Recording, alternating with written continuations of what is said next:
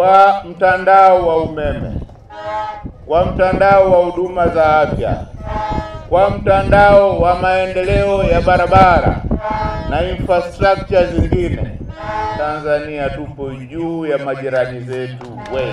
Hii inatokana na kazi bora ya Chama cha Mapinduzi na kazi bora ya viongozi thabiti wa Chama cha Mapinduzi. Tuache porojo za kwenye mitandao ama kwenye majukwaa. Tuangalie takwimu. Angalia majirani zetu, alafu angalia takwimu. Utaona namna gani Chama cha Mapinduzi kinafanya kazi kubwa. Ili tuweze kupata kura nyingi, hakikisha utoki peke yako. Siku ya uchaguzi, wewe na jirani zako wote tutoke, twende tukahakikishe tunapigia diwani wa CCM, tunampigia mbunge wa CCM na tunampigia kura Daktari Samia Suluhu Hassan. CCM tuna nia nzuri ya kuongoza na kupeleka taifa hili mbele, nyinyi mnatambua. Lakini sisi wote tuna sababu za kutosha, zimekuwa kila siku zinaelezwa kwa nini tuchague Chama cha Mapinduzi na viongozi wa mapinduzi. Lakini niwaambie, sio nia na sababu tu, bali CCM na viongozi wake wana uwezo wa kutosha wa kulipeleka taifa hili mbele na kutekeleza ilani yetu ambayo mara zote tumekuwa tunazungumza, na leo kilele cha kuzungumza ilani hiyo katika wilaya ya Kisarawe. Tutakuwa na miradi mikubwa ya maji. Watu wa tarafa ya Mzenga tutakuwa na mradi wa shilingi bilioni 27. Tayari tumeshapata fedha kutoka Korea.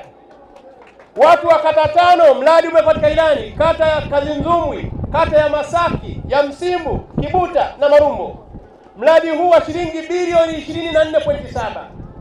Kata ya Kirumba tutakuja kushughulika na kazi kubwa ya maji.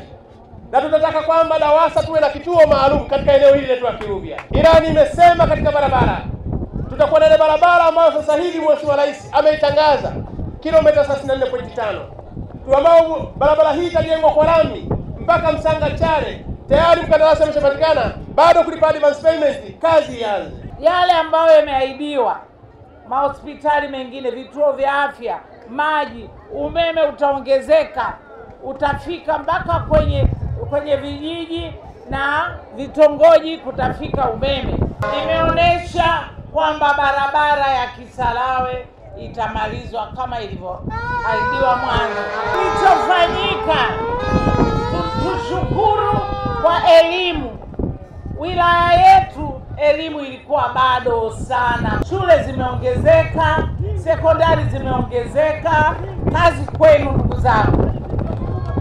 Watoto wende wakasome Kisarawe. Sio akishatezwa mkole masomo basi, hapana.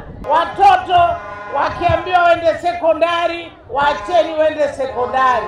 Kuna mipango mizuri ya maji inakuja, tena mikubwa.